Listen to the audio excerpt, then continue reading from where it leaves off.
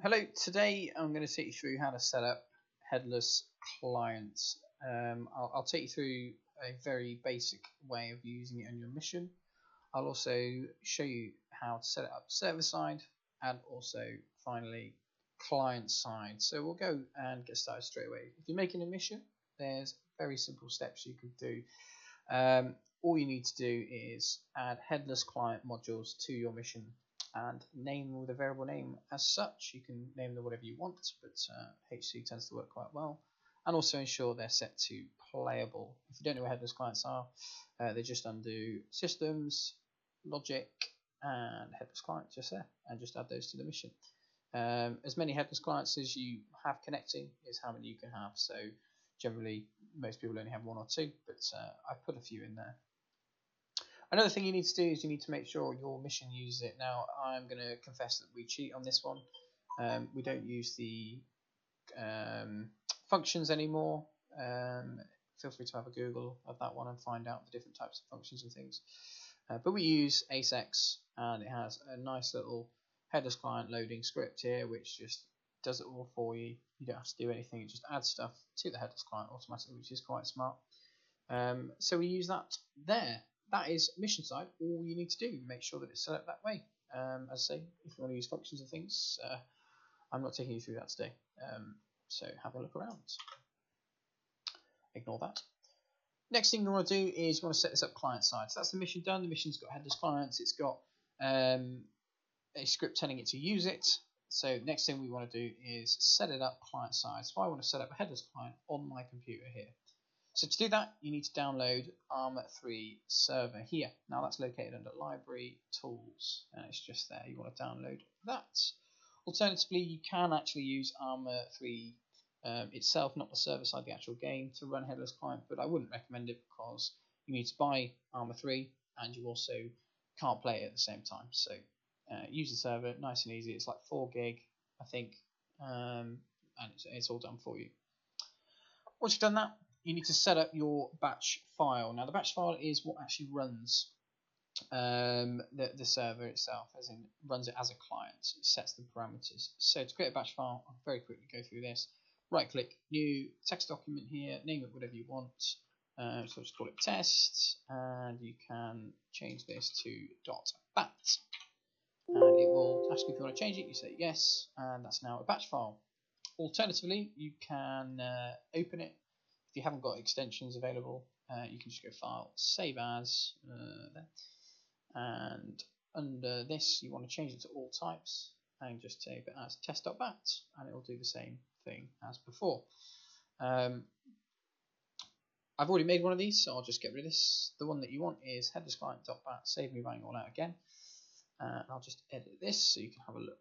I'll put this in the description so you can copy it, but there's not too much to this, if I'm honest. All this is here is your directory to your Arma 3 server that you've just created. You're telling it it's a client. This here you will need to change. That's the external IP of your server. That's the external IP of the server you're trying to connect to.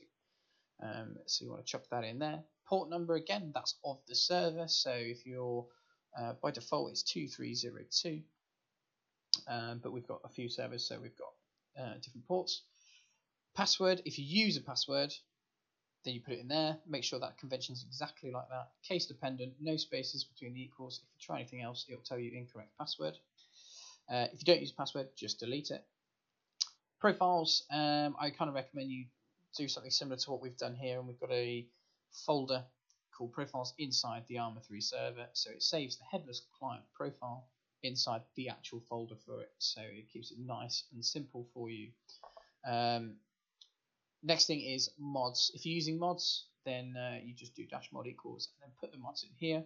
Hopefully this will be reasonably familiar to you, but you just chuck all your server mods in there that you want to use.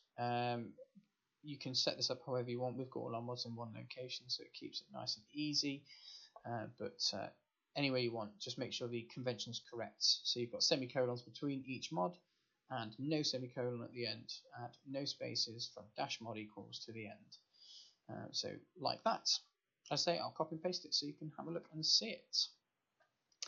Last thing we're going to need to do is we need to set it up server side. So I appreciate some of you are going to have control panels, as in you're going to be hosting, renting servers, and some of you will have it dedicated like we do here. So I'll try and keep this as generic as I can. What you're looking for is your server.config file. So if you're on a rented server on a control panel, that's normally in the root directory. You're looking for your server.cfg. If you're dedicated, it'll be in your Arma 3 server folder, and it'll be under server.cfg again. Now, just to make it even more complicated for you, we've renamed ours, so I hope this isn't too complicated, but EU3 operations is actually Arma 3 server. EU3 there is actually server.config. Hopefully that's reasonably straightforward for you. In there, you're going to want to make the following changes. What we've got under headless client here. So this is actually what you need to change. The way it works, headless client, this is the external IP of the client. This is who's trying to connect to your server as a headless client. So whoever's made it, you're going to have to get their IP and put this detail in here.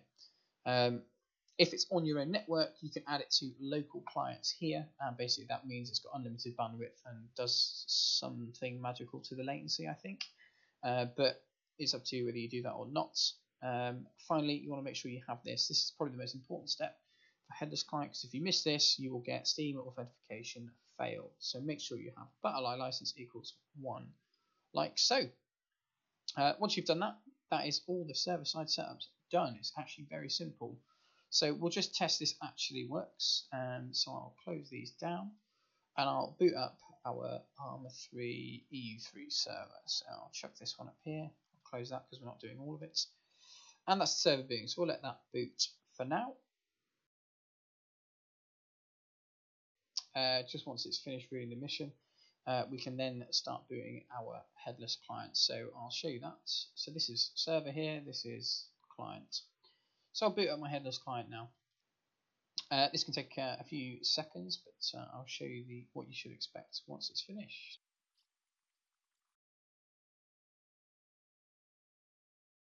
This is now finished. As you can see, headless client is connecting, and it's showing you here what sort of stage it's at. So it's connected, it's accepted the mods, it's accepted the password at this point because it would have told you already you've got this wrong.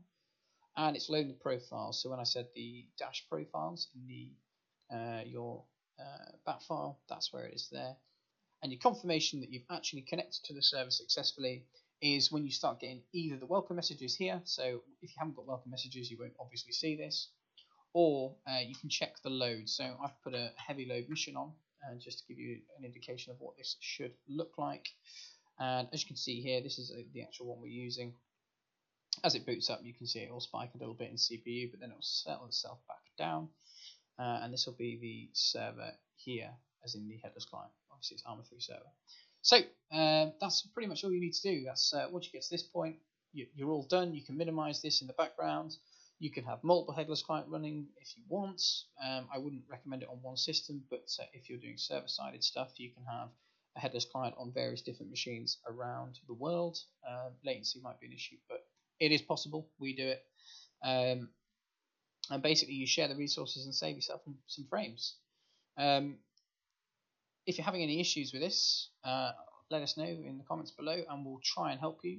I'll try and respond to as many comments as I can, because I know what a nightmare this was for me to first set up. There's a lot of conflicting information out there.